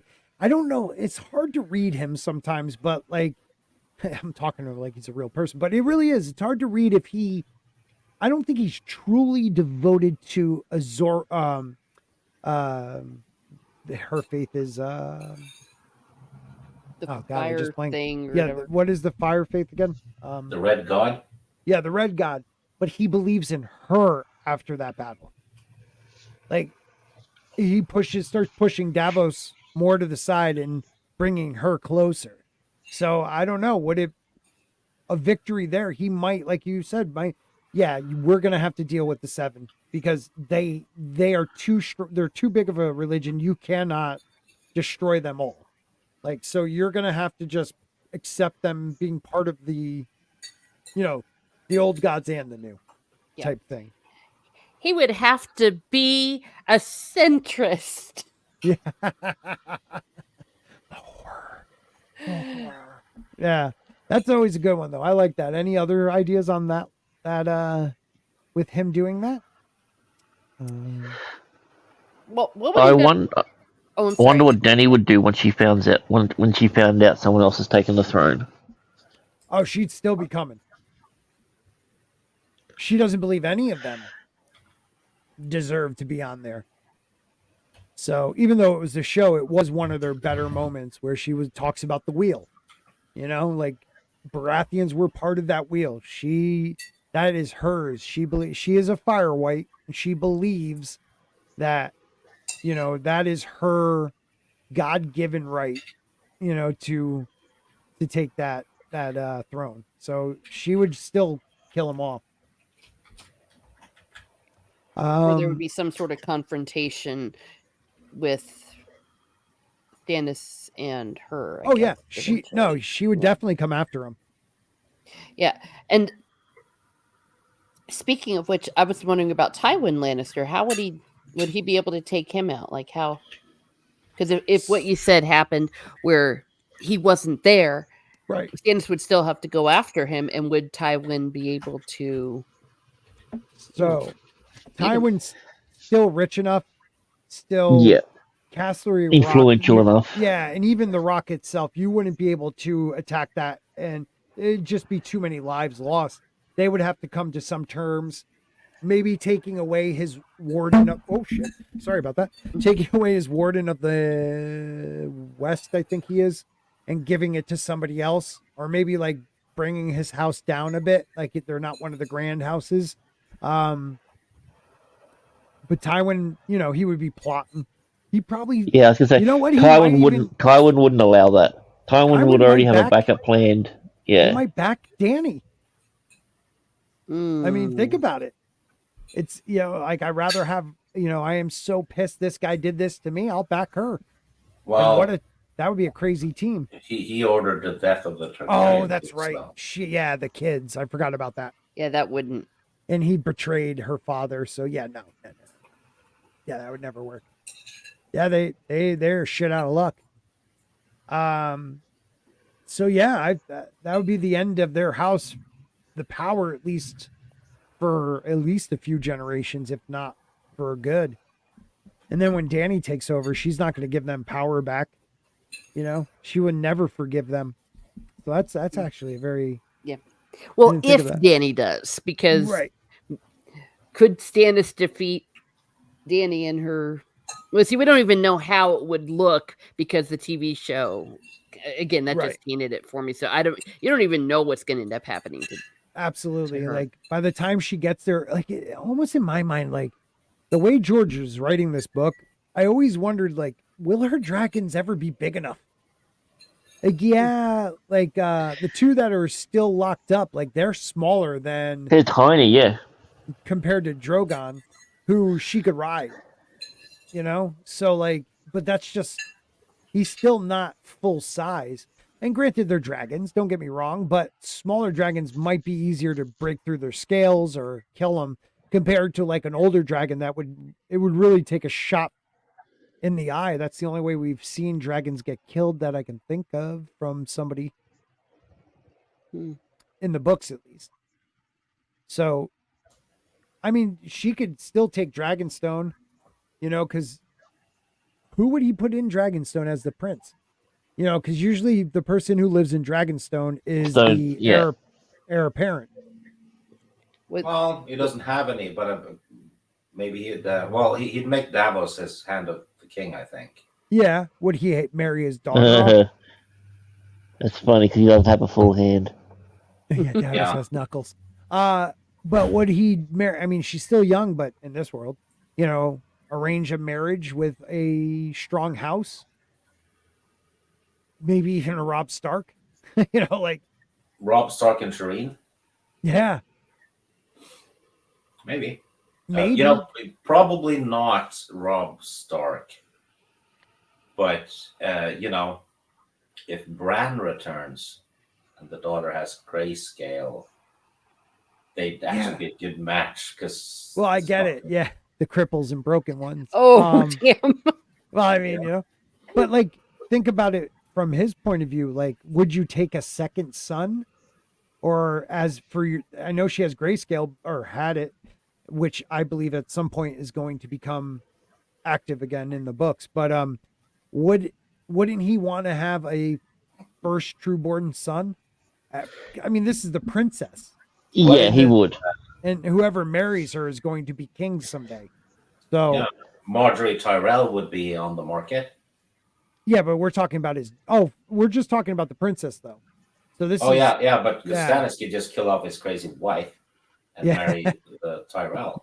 Oh yeah, but he wouldn't. More kids. No, I was gonna say that wouldn't be in his nature. It isn't. It's like he's my wife. That's the right thing to do. Like even when he's sex once a year. Well, when he vetted her, that was for duty. He killed his brother for the good of the kingdom, though. And he did have sex. Well, technically, he didn't kill his brother. Babies. Well, he did have shadow babies. He didn't technically do that, though. That was her. He had sex with her. Yeah, but. Oh, the killing the brother was the shadow baby killing, but it was Shadow Stannis. So his offspring. That's what happens if you shag a ginger. They're fucking evil.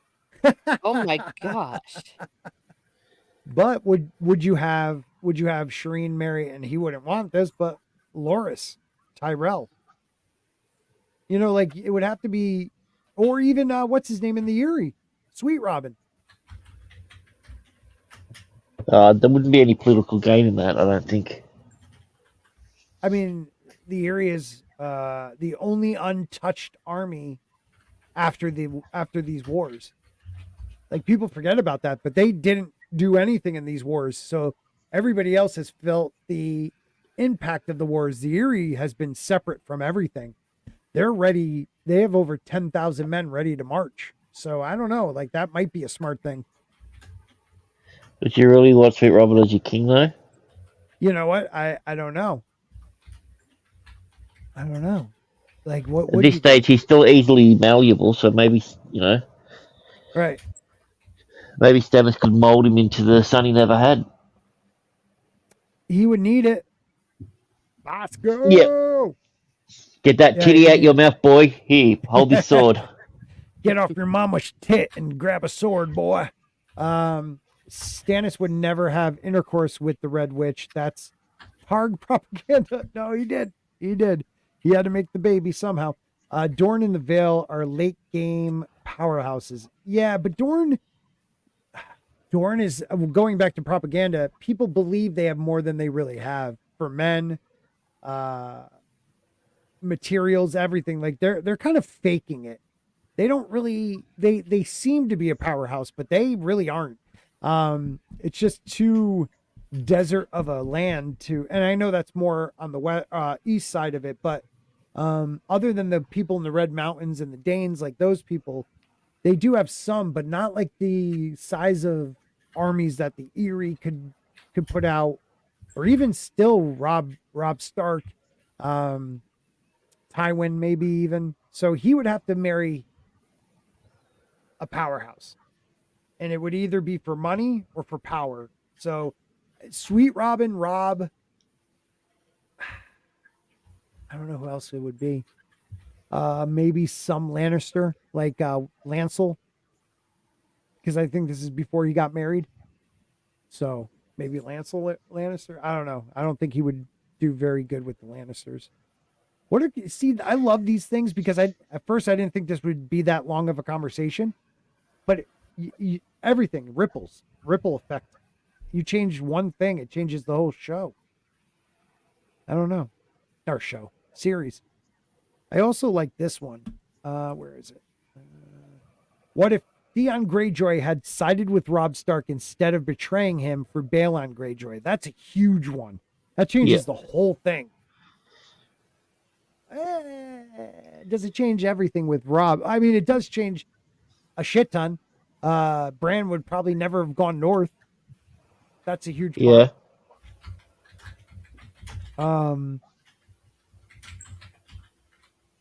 Winterfell would never have fallen. Okay, this is the question. Do you think they still would have tried to get Winterfell? The Greyjoys? They would have attacked. Well, the Boltons, yes. The Greyjoys, no. So they would have attacked the coastline. Still, there still would have been an attack on the coastline, and Robb would have had to deal with that at some point. But okay, so does that mean that Robb actually does his attack on Casterly Rock then? I think he needs to pull back and worry about. Yeah, well, he was going because that's what he was planning to do after his uncle's wedding. Yeah. Well, I mean, he still gets killed, doesn't he? Though. You know, I don't know. Does that change that? Well, I mean, he still bangs that broad. You know, like we're in the books, so does he still get injured? Most likely. If not, like maybe Theon's there to protect him. I don't know, like by his side, but I don't know if that changes him getting. I'm trying to remember, like where in the story exactly this happened. Does Robb get hurt before or after Winterfell gets attacked by Theon? I can't remember. Pretty sure it's afterwards, isn't it? Because if it's after, then that would change, because maybe Robb wouldn't be in the position he's in or his headspace, you know, like, so that could change a lot. But if it happens before, he would still get most likely executed. The dumbest thing he did was not keep Theon by his side, and that's his mother's fault. I blame her altogether. What a cunt. That's also good. What if the Greyjoys agreed with Robb's terms?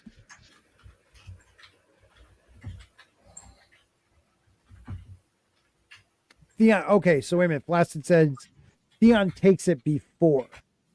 Okay, so Theon takes the castle before he knocks up that girl. So let's say he doesn't do that. He goes to his father, gives them the terms. Let's just say they say, fuck you. Are you a land dweller? Are you a Greyjoy? And he leaves. Comes back to Robb, tells him, this is, my father said, screw the terms, and I think he's going to attack the coastline. That could change every trajectory of what Robb was going to do. Well, because then he'd literally be going in the opposite direction. Yes. So he wouldn't be anywhere. Yeah. Yes. So that does change a lot.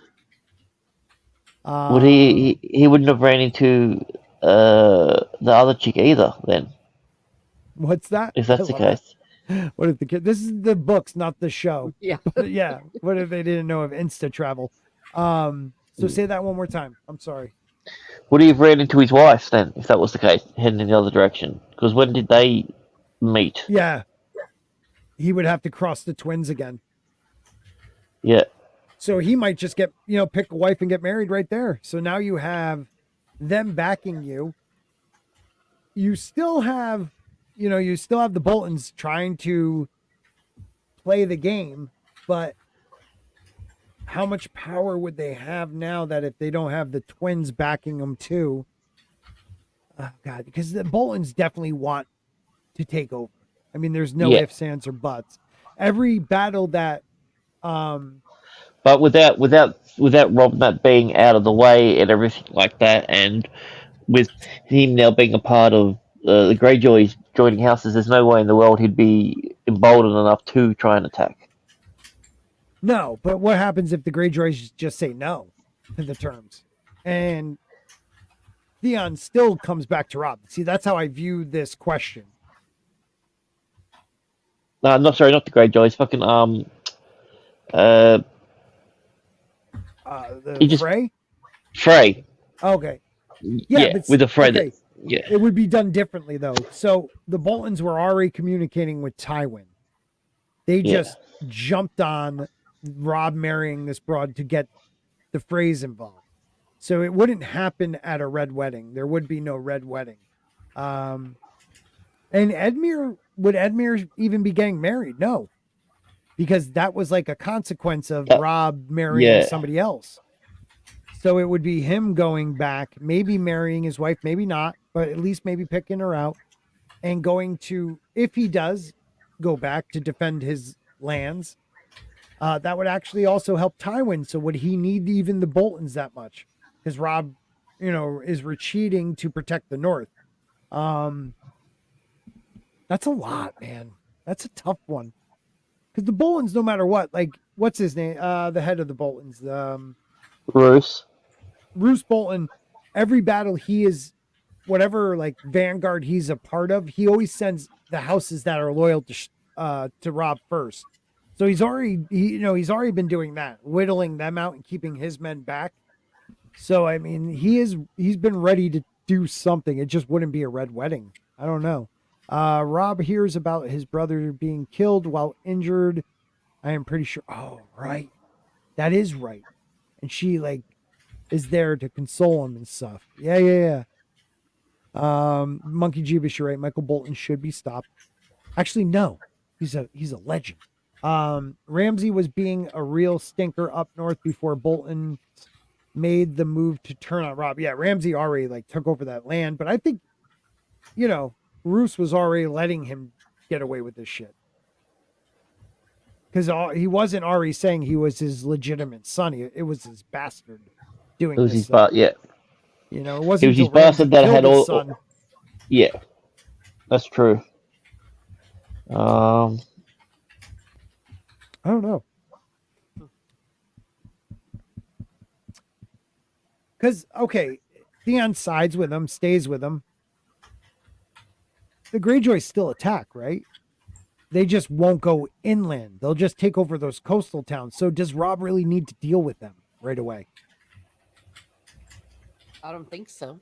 Because, because Theon could tell him, like, look, no way they're going to come this deep. Like, their whole thing is taking over your coastal towns because they don't want to be too far away from the water. Could we deal with them later? Teresa, I think you're right. They'll just... Well, what houses would they send there then? I don't think he would do much. Like, I think he would allow the Greyjoy crew to take it over for a little while until he does what he needs to do and then come back and deal with it. They literally will not go inland. Like, it was Theon's idea to take Winterfell, and his sister even said that's too far away from the water. Like, we just want his coastal territory. Yeah, they don't want to be inland.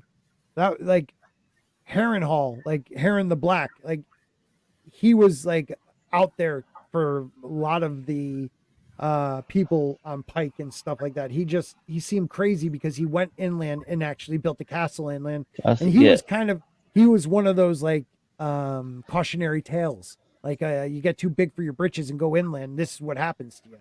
You know, like, so they wouldn't go too far. So I think Rob would deal with like losing those cities and those people for a while until he can get back and actually take care of it. I don't know. So would he still keep going west? I guess he would. He probably would still keep going west there. Yeah, you're right.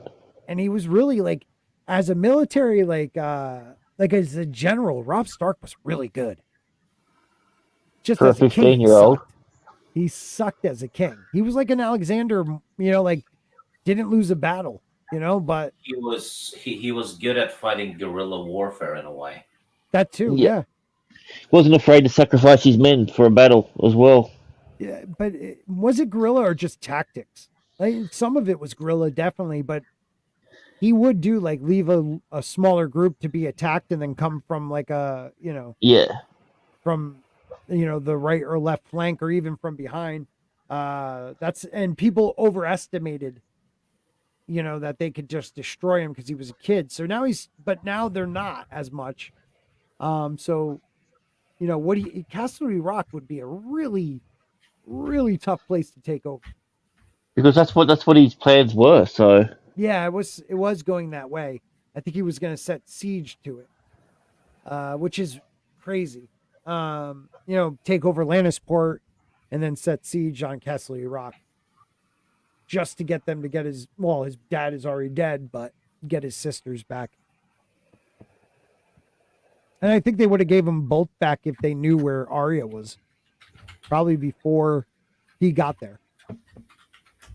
Because really, after his dad dies, there is that revenge idea, but it was saving his sisters. I think would have, and he would have, all right, the lands I've conquered are now the north, and you guys can go on and live your life. So, yeah, Theon really fucked everything up. What an idiot. You lose your little Greyjoy, all for glory. Oh, Ramsay. And Ramsay still, like, he would have had to been dealt with because no matter what, he was breaking, laws that have been around forever. So, yeah. Well, in the Telltale game, that is still a part of the canon, and he was going to a lot of the small houses and essentially just trying to extort them consistently. And he called off a lot. Telltale. Right? I wish there was more than, it was only like 4 chapters, right? No, there's 6. There's an ending to it. There was? Yeah. It was all in the same. Yeah. It's so hard to get the bad ending, but I managed to do it my first time because I play like an idiot. So. Oh man, I kind of want to replay that again. It was so. I love that type of game style. Well, dude, that's what you need to do for your channel. Play those games. Yep. You know what? When it comes to the big choices, yeah. It's on Steam, I'm sure. Oh shit! Yeah, I'm gonna do that. What a great idea! That'd be so much fun. But yeah, go on. That is considered canon. Yes, that's considered canon. So, oh shit. Because it So House Blackwood is a real house, right? It was House Blackwood or something. Ironwood. Yes. Ironwood. Ironbark, something like that. Yeah. It's a small house that was mentioned in, was it Clash of Kings? I think. I didn't know that. Yeah. Oh, maybe when he was telling him to build the boats. Could be, yeah. It was something like that. I can't quite remember which one specifically it is, but yeah, because that's that whole story is supposed to take place between the red. It starts off with the red wedding, and then the ending of the game is Joffrey's death, essentially. Right. So that's the timeline for that whole. I don't think I played that much. I thought the first one I bought definitely ended before that. I didn't realize there was more than one. Yeah, there's six chapters in it. Oh my god, I need to finish that game. Oh, that's definitely going to happen now. Thank you for telling me that.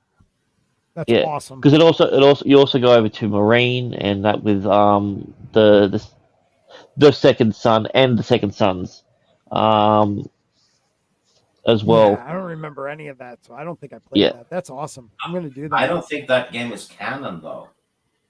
They said it was.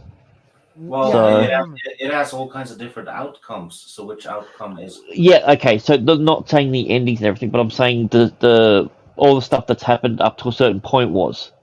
So all the houses and stuff like that. The houses and stuff, because there is one ending where your main character goes goes past the wall and meets these mystical creatures and ends up becoming the guardian of every. You essentially become the prince that was promised, almost, but not quite. I don't remember any of that. That's awesome. I'm gonna have to. Yeah, so there are things that there is a. I can't remember which storyline it is, but there is a definitive, correct storyline which is a part of the canon. Awesome, man. That's so cool. I didn't know that. I'll have to definitely play it and definitely do like a lot.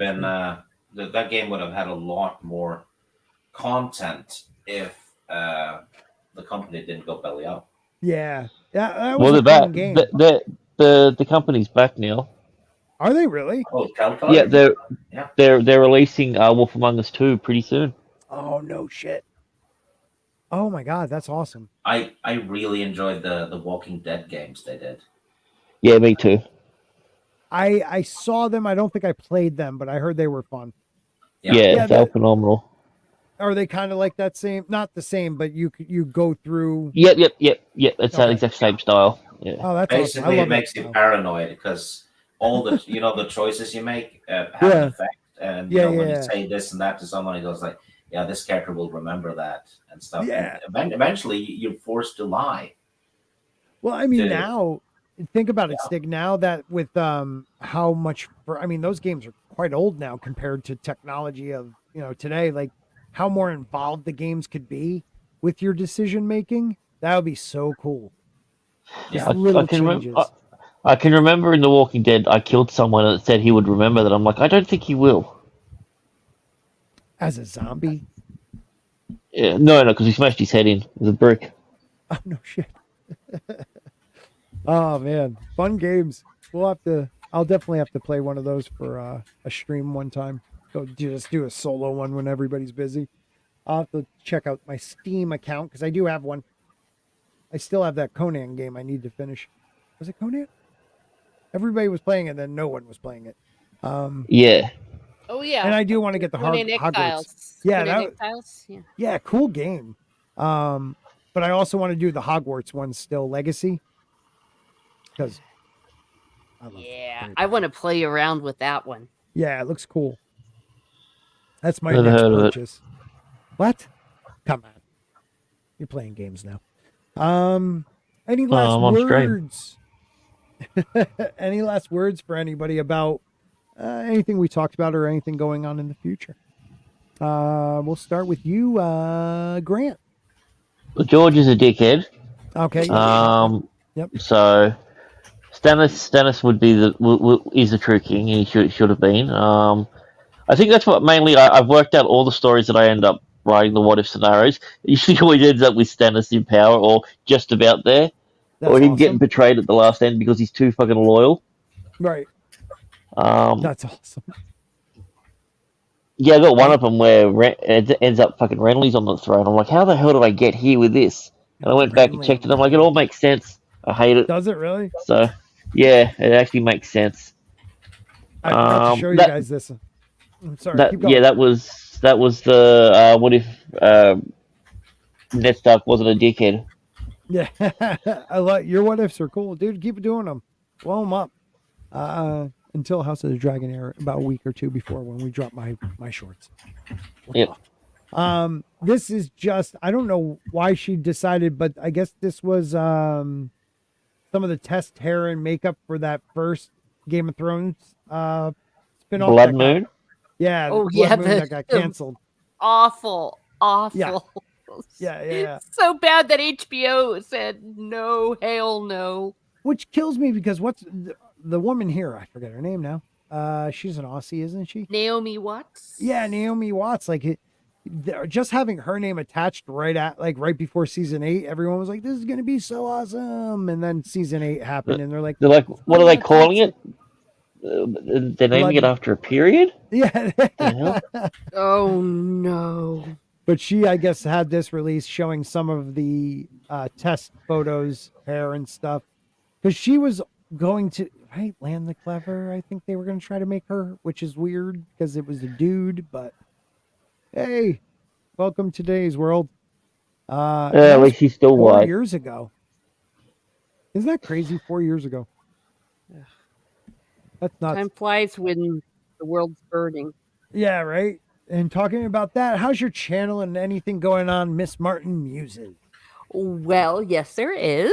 I'm now at 922 subs. So getting up there for the fully monetized. The AdSense will kick in once I reach 1,000. And then I'm going to have the party of the century. The party we'll see about the party of the century. Yeah. But if anyone could spread the word and subscribe, get me up to that 1,000, I'll do something nice. I'll think nice thoughts in your direction, and I will give you a winning lottery ticket. I've got my pub crawl show. Actually, Mr. Grant Gregory is we're still working out the exact date, so I won't say anything about that.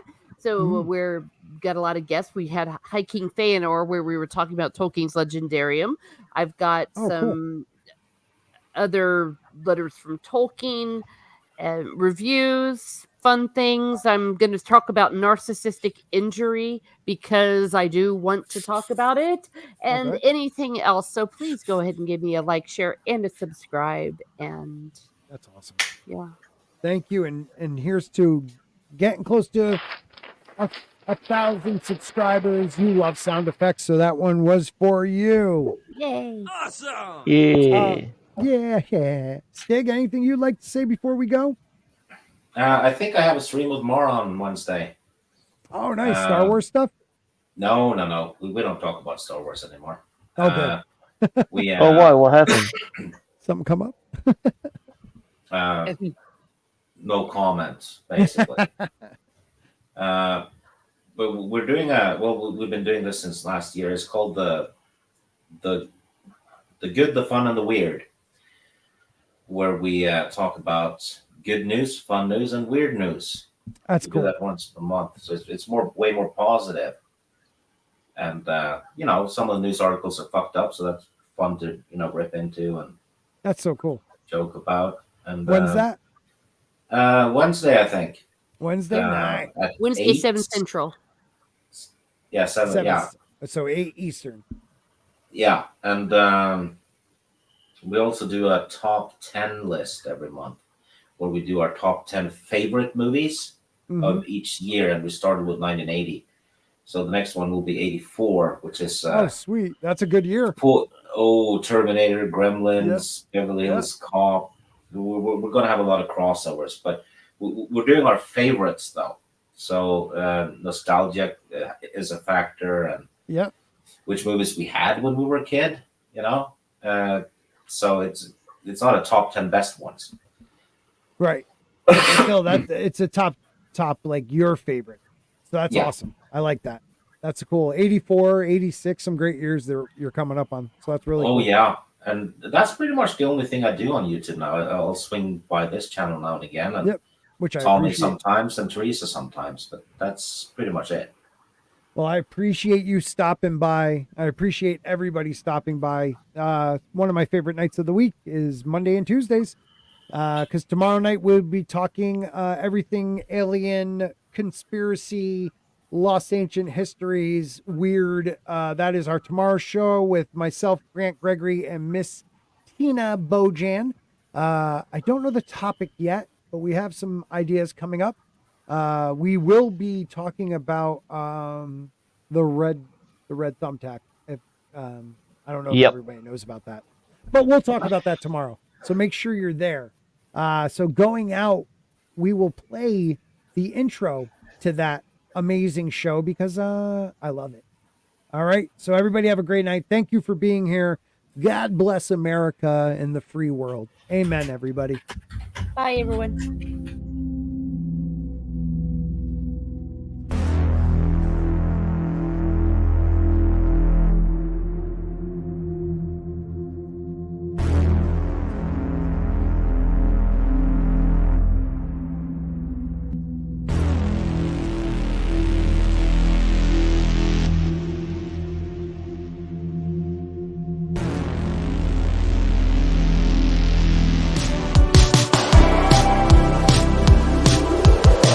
Aluminum Spork.